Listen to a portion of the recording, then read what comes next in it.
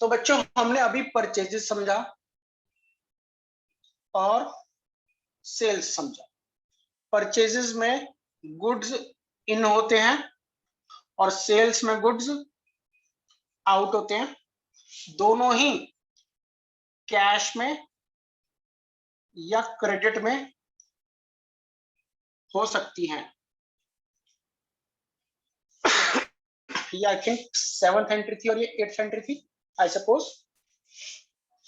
अब 9th entry, इन्हीं term से नए पॉइंट्स निकलते हैं। पहले करते हैं परचेजेस रिटर्न्स। मानिए मैंने उससे कैलकुलेटर परचेज किया, शॉप से ले आया, अब घर पे लाकर के यूज करना शुरू किया, 1 घंटा यूज किया और खराब हो गया। उस पे इस कैलकुलेटर पे 1 साल की गारंटी वारंटी थी। मैं शॉपकीपर के पास गया, मैंने कहा शॉपकीपर साहब ये कैलकुलेटर सही नहीं निकला। उसने कहा दिखाओ, उसने भी यूज किया, चला नहीं। उसने कहा ठीक है आप ये छोड़ जाओ, या तो आप अपने पैसे रिफंड ले लो या आपको मैं ये ठीक करवा करके या एक नया कैलकुलेटर मंगवा करके दूंगी। मैं एग्री कर गया, मैंने कहा पैसे मत वापस दो, आप ये मुझे नया दे देना। वो मान गया। व्हाटएवर, चाहे मैंने उससे पैसे मांगने चाहे, अगर मैंने कैश परचेज की थी तो उसने मुझे कैश लौटा दिया, अगर मैंने क्रेडिट परचेज करी थी तो वो अमाउंट रफा दफा होकर खत्म हो गया। So what is this transaction? Is this is purchases returns. I'm returning the goods back to the shopkeeper which I have already purchased. Purchases returns में क्या होगा? Returning back of goods already purchased. जो goods आप खरीद के लाए थे वो गुड्स आप उसको रिटर्न कर रहे हो। अब ये परचेजेस कैसे हो सकती है? कैसे मर्जी हो सकती है। अगर आप कैश पे खरीद के लाए थे तो कैश परचेज वाले गुड्स वापस कर रहे हो, अगर आप उधार में खरीद के लेके आए थे तो उधार वाले गुड्स वापस कर रहे हो। तो इट डजंट मींस कि सिर्फ कैश परचेज के गुड्स ही वापस हो सकते हैं, क्रेडिट के नहीं हो सकते हैं, और वाइस वर्सा की क्रेडिट के हो सकते हैं, कैश के नहीं सकते। कोई भी परचेज के गुड्स वापस हो सकते हैं। पहली बात सबको क्लियर है, रिटर्निंग बैक। दूसरी बड़ी ही इंपॉर्टेंट बात, परचेजेस में गुड्स आपके पास आ रहे थे, इन हो रहे थे, तो परचेज जब वापस करोगे यानी कि परचेजेस रिटर्न्स करोगे, गुड्स रिटर्न बैक करोगे, तो आपके पास से गुड्स आउट होंगे या इन होंगे? आउट होंगे बच्चों। गुड्स खरीदने में इन होते हैं, तो गुड्स खरीदे हुए वापस करोगे, रिटर्न बैक करोगे, तो आपकी बिजनेस से वो गुड्स वापस आउट हो रहे होते हैं, तो इसलिए से आउटवर्ड्स कहते हैं। क्या कहते हैं? आउटवर्ड्स। तो सर सेल्स और आउटवर्ड्स एक ही बात है? नहीं, सेल्स जब करोगे तो एट सेलिंग प्राइस करोगे, परचेज जब करोगे तो एट कॉस्ट प्राइस करोगे। तो परचेजेस रिटर्न्स भी कैसे होती है? एट कॉस्ट प्राइस ही। तो 500 में खरीद के लाया था तो 500 में तो वापस करूंगा, कोई बढ़े हुए या घटे हुए रेट पे वापस थोड़ी ना होती है। तो जिस रेट पे खरीदा उसी रेट पे वापस होती है। तो इस आउट और इस आउट में फर्क है। और इसका क्योंकि इसमें आउटवर्ड्स होती है तो इसको एक और नाम से बोलते हैं, दैट इज रिटर्न्स आउटवर्ड्स। इसका इंपॉर्टेंट नाम जो 11th क्लास में चलता है, परचेज रिटर्न्स नहीं बोलते ज्यादातर, ज्यादातर क्या नाम यूज होता है? Returns outward. This is a very important name which is given in 11th syllabus कि returns outwards क्या होता है? It is just purchases returns, और purchase returns means returning back of goods। सब बच्चे नोट करें, कोई डाउट है तो पूछें। आगे देखिएगा मेरे प्यारे बच्चों, 10th point, this is again a very important point. जैसे गुड्स खरीदे हुए वापस मैं कर रहा हूं, तो उस दुकानदार के लिए, वो उस शॉपकीपर के लिए क्या है? वो गुड्स वापस ले रहा है, तो उसको बोलते हैं सेल्स रिटर्न्स। क्या बोलते हैं? Sales returns. उसकी शॉप में दैट इज, ये भी क्या है? रिटर्निंग बैक या taking back of goods already sold. जो गुड्स बेचे थे वो वाले गुड्स वापस लेना is called as sales returns. अब सोचने वाली बात ये है सेल करने में गुड्स आउट हो रहे थे, अब मैं गुड्स बेचे हुए वापस लूंगा तो मेरे पास क्या होंगे, इन होंगे, इनवर्ड्स होंगी, और कौन सी इनवर्ड्स होंगी, रिटर्न्स इनवर्ड्स होंगी। तो इसका दूसरा इंपॉर्टेंट नाम जो चलता आ रहा है, रिटर्न्स इनवर्ड्स। तो 11th क्लास में ज्यादा नाम सेल्स रिटर्न वर्ड यूज नहीं होता, ज्यादा नाम क्या यूज होता है, रिटर्न्स इनवर्ड्स। और रिटर्न इनवर्ड्स किस प्राइस पे होगी, सेल्स किस प्राइस पे, सेलिंग प्राइस पे, तो रिटर्न्स इनवर्ड्स भी किस प्राइस पे होगी, एट सेलिंग प्राइस। जिस रेट पे गुड्स बेचे थे उसी रेट पे तो वापस लूंगा। ठीक है बच्चों, कोई डाउट्स किसी को? 11th टॉपिक, मान लीजिए ईशान इलेक्ट्रॉनिक्स ने पूरे साल बिजनेस किया। साल की डेफिनेशन क्या है, what is the definition of period? पहला टॉपिक है period. Generally a period of 12 months, 12 महीने के अकाउंट्स प्रिपेयर करे जाते हैं हमेशा। Generally a period of 12 months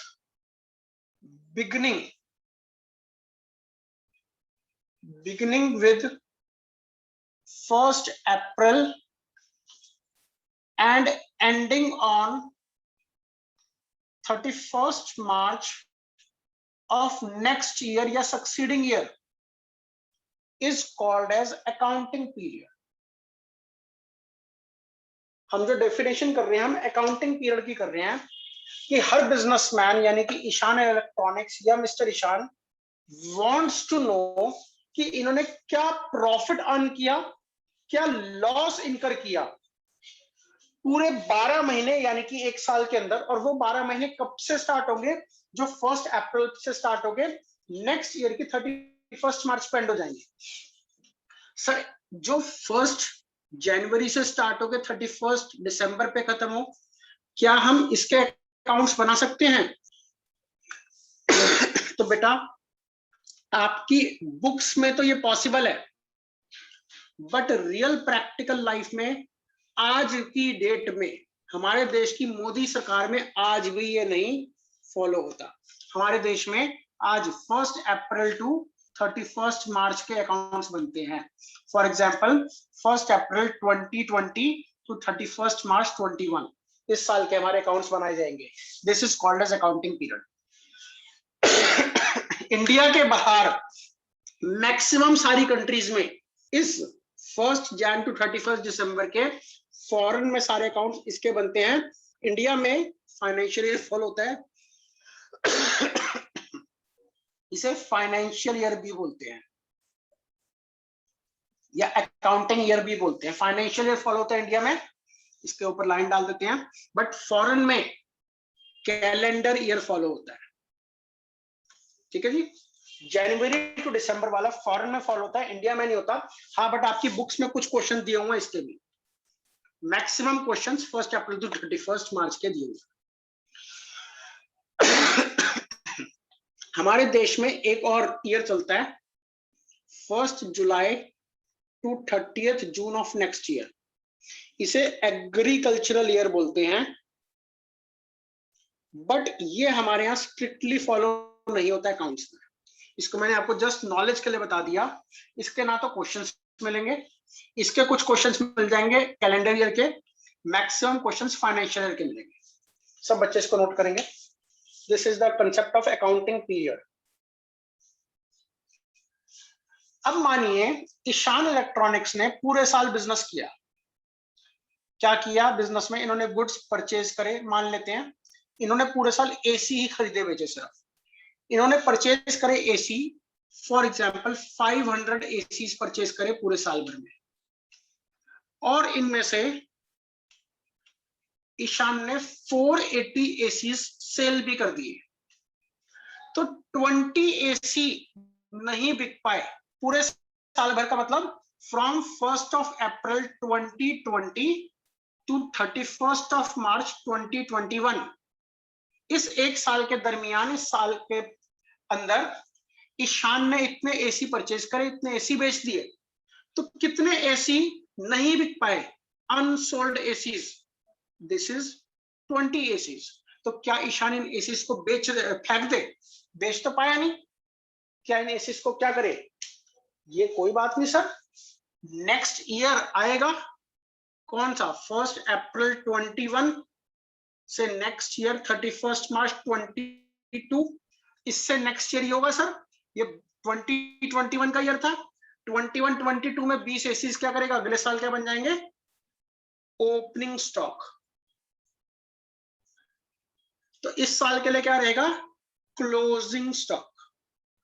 तो सर ये क्या होता है स्टॉक? स्टॉक का मतलब होता है unsold goods. What is stock, समझिएगा, what is stock?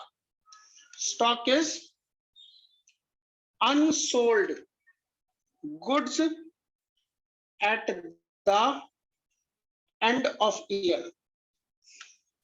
Unsold inventory, goods को एक और नाम से बोलते हैं इन्वेंट्री, ऐसे में लिखें। स्टॉक को एक और नाम से बोलते हैं इन्वेंट्री।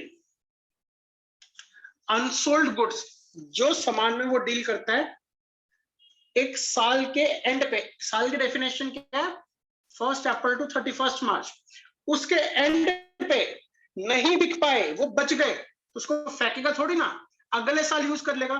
तो जिस साल बच गए उसे बोलेंगे क्लोजिंग, और वो अगले साल यूज करेगा उस साल के लिए वो क्या बन जाएंगे, ओपनिंग। तो इस पर्टिकुलर ईयर के लिए 2021 के लिए क्लोजिंग स्टॉक है, तो 21-22 के लिए ओपनिंग स्टॉक है। तो what is the definition of stock और inventory? Goods lying unsold at the end of the year is called as stock. Goods lying unsold, जो गुड्स नहीं बिक पाए साल के आखिर में, बच गए, किसी कारणवश नहीं बेच पाए, तो क्योंकि कुछ ना कुछ स्टॉक हमेशा बच जाता है, तो उसको क्या बोलते हैं, क्लोजिंग स्टॉक, और वो अगले साल के लिए क्या बन जाता है, ओपनिंग स्टॉक। सब बच्चे नोट करेंगे। नाउ अब हमने 13th, 14th, 15th तीन चीजें इकट्ठी सीखनी है, 13th, 14th एंड 15th। मान लीजिए बिजनेसमैन जो ईशान है, ये एसी परचेज करता था एट कॉस्ट प्राइस ऑफ 25,000, ठीक है, और ये एसी सोल्ड करता था एट सेलिंग प्राइस ऑफ 30,000। तो अगर मैं ये एक बारी को आपको सिंपल 6th क्लास के फॉर्मूले में बात करूं, तो क्या बच्चों, selling price equals to cost price plus क्या होता था, selling price is equals to cost price plus profit होता था। बिल्कुल सही बात बच्चों। तो इस ट्रांजैक्शन में क्या निकला हमारा प्रॉफिट, हमारा प्रॉफिट निकला 5,000। सर कैसी नई चीजें सिखा रहे हो, ये तो बचपन में 6th क्लास में सीखा था। मैं सही कह रहा हूं बेटा, ये आपने 6th क्लास में सीखा था ये फॉर्मूला मेरे ख्याल से। बट ध्यान दीजिएगा, इस सेलिंग प्राइस को ना अकाउंट्स में, एक तो आपको मैंने नाम बताया सेल्स बोलते हैं, अभी थोड़ी देर पहले बताया था, इसी को ही रेवेन्यू भी बोलते हैं। प्रॉफिट के 3 नाम होते हैं, एक होता है प्रॉफिट, एक होता है इनकम, और एक होता है गेन। इन तीनों में फर्क होता है। आप जनरल डेफिनेशन सोचते हो ना कि प्रॉफिट, इनकम, गेन, तो सिनोनिम्स हैं, अकाउंट्स में इन तीनों का मीनिंग अलग अलग है। ऐसे कॉस्ट का मतलब होता है, कॉस्ट प्राइस का मतलब, अकाउंट्स में कॉस्ट का मतलब होता है COGS। COGS मतलब कॉस्ट ऑफ गुड्स सोल्ड। तो बेटा यहां पर हमने ना revenue 13th, cost of goods sold 14th, और ये 15th प्रॉफिट, 16th इनकम और 17th गेन, ये सारी डेफिनेशन सीखनी है। What is sales, what is cost, what is profit, what is income, what is gain, ये सारी डेफिनेशन हमने सीखनी है। इनको समझने के लिए आज हम टाइम नहीं लगा पाएंगे, नेक्स्ट क्लास में इसको हम इसके आगे कंटिन्यू करेंगे, नेक्स्ट क्लास में इस टॉपिक को कंटिन्यू करेंगे। बस अभी तक के लिए selling price equals to cost price plus profit 6 class का कंसेप्ट है। प्रॉफिट के नए 3 टर्म्स आए, प्रॉफिट, इनकम या gain. Cost price called as cost of goods sold, इसका क्या मतलब होता है बहुत डिटेल में समझना 14th पॉइंट। और ये तो आपको पता ही है सेल्स क्या होता है, रेवेन्यू। सेलिंग प्राइस इसको बोलते हैं सेल्स प्राइस या सेल्स वैल्यू ऑफ गुड्स, जितने में आपने गुड्स को बेचा। This is not a technical term, terms ये वाले टेक्निकल है। तो 13, 14, 15, 16, 17 इसके आगे हम नेक्स्ट क्लास में कंटिन्यू करेंगे। सब बच्चे इसको नोट करें।